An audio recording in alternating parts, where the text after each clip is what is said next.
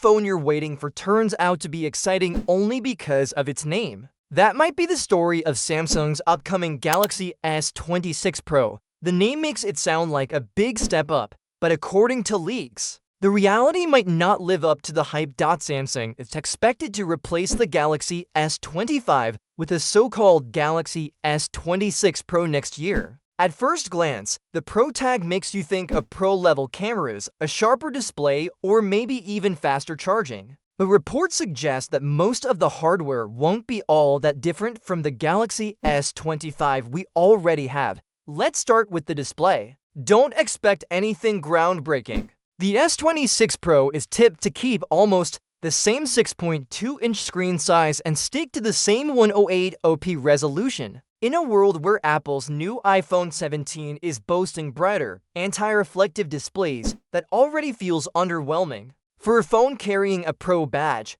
it's not looking like much of an upgrade. Now, what about cameras? This is where Samsung usually shines, but even here, things don't look so promising. The main camera is expected to use a new sensor, but the size won't be any bigger than the Galaxy S25's 50-megapixel ISOCELL N3. A new sensor with the same size often means the photo and video quality may not improve dramatically. In real life, the ultra-wide lens could see the biggest change, with Samsung reportedly swapping the 12-megapixel sensor for a 50-megapixel one. Sounds good, right? Except insiders are already calling this new sensor useless, hinting that the upgrade might be more about marketing than real-world performance. Meanwhile, the telephoto lens, the same 10-megapixel camera Samsung has been recycling for years, is said to stick around with no meaningful improvements. For a phone labeled Pro, this camera setup doesn't sound very pro at all.